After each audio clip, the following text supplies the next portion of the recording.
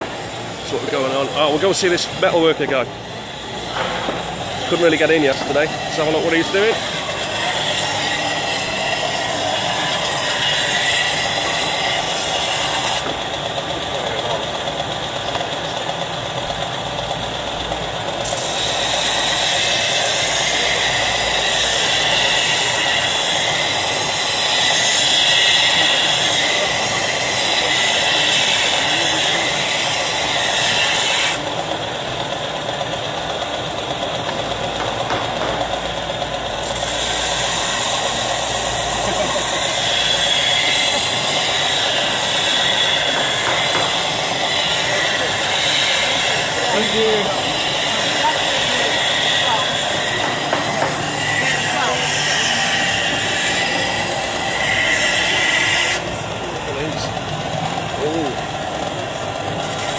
Check that out. Is that what you're making? You're making these all show? Excellent. Yeah. So I saw you briefly yesterday hammering out on the anvil. Yeah. Yeah, you had quite a crowd around you. Yes. But, he's going to be doing it again today. Yeah, there'll be a crowd today. As soon as that is. Elbow starts feeling a bit better, my pain medication kicks in. So how long have you been? What are you called? 5 years Forgeworks.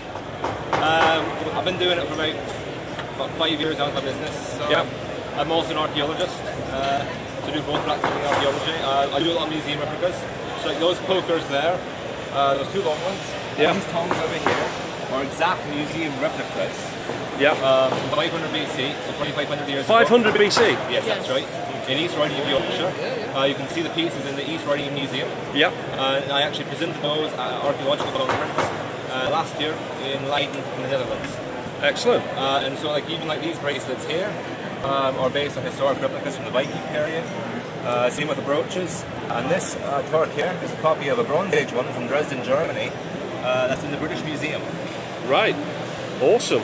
So I like to combine my two trades, if you will. Yeah, yeah. I started doing this when I was 14 for a hobby, basically. It was always something I did on the side, but like I said, about 5 years ago, I started doing it more full time. And I just continue to kind of grow the business, and my advice for people who want to get started in it is start with a gas forge. Start with the gas forge. So can I step in? Is that all right? Oh, yeah. Yeah. Is that all right? Let's have a look. So what kit have you got with you, and what do you recommend people get? This gas torch, did you say? The gas forge here. Yeah. This is made by a company called Devil Forge. Devil Forge. Yep. And they're based in Lithuania. Okay. How much will that kind of thing set you back then?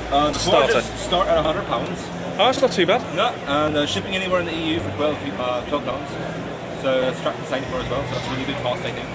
I think that's a good way to go. The biggest one has 5 burners, so this is a burner. So that's one burner? Yeah. And the 5 burner ones are for like doing really long for big swords and things like that, so you can even heat.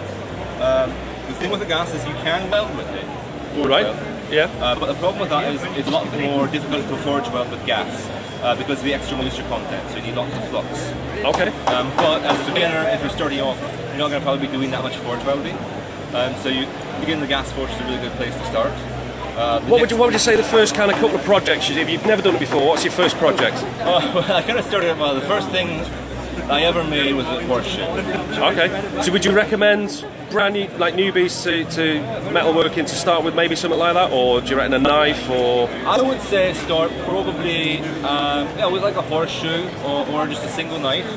I actually have a good little example here. This one's actually made out of tool steel. Right. But I would say just start off with something simple like this. Make it out of mild steel, because mild steel is much more forgiving. Yeah. Just water quench it, and then experiment basically. I mean, with this one, I like to leave my hammer scale on. So like all this black you see and all this kind of scale you see, that's all hammer scale. Yeah. And I like to leave it on. Now, a lot of people like to grind it off and make it look, all shiny, all shiny and brand new, and like you bought it out of a shop. Yeah, exactly. And I don't like that myself. That's just not my style. But you can do that, and if you do that, you have to make sure that you then bring it back up to a temperature over the curry point, so over 727C. Quench it, and then quench it is just straight in water, yeah? Straight into the water. Doesn't that make it brittle? It does. Yeah? And then you have to temper it after that. Right, so you quench it in the water, goes brittle, then you temper, so you put it back in the heat. You put it back into the heat. Cherry red, is it? No. No. When you temper it, you want to bring it up to a much lower temperature. Okay. You're looking for a temperature on a knife around about 225 C. Yep. Which is kind of a light, well, it's kind of a brownish colour actually. Yeah. If you get the steel all clean, and like the shiny... So it's kind of like the colour of that? That kind of colour, or a bit more no? closer to kind of this colour here actually. Okay, so just like a rusted kind of, slightly just a light rust colour. It will actually get to be a nice bright blue colour. Yeah.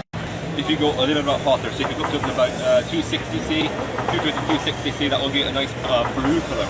And that blue colour is what we use for things like axes, things where a soft edge is a little bit more desirable, because you don't want to chip. Using a heavy tool, you want a little bit hotter temper. Also, the hotter the temper, the more flexible the steel will be. So, like springs, you're going to be at 300, for example. If you're going to chisels, you usually go for a much lower temperature. So you actually go like 160. Oh, okay, that is quite low then. Yeah. 160 to 200. Excellent. Well, fantastic. Thanks for taking time out to have a chat with us. Lovely to meet you. Start the forge for you? Well, come back later when you've got a bit of a crowd, and I got some live streaming yesterday as well when you were doing it, so I got you banging away in your anvil. But I'll swing by later when you've got a bit of a crowd around you and you can show off a bit more rather than just me. All right, guys, have a good show. I'll catch you later.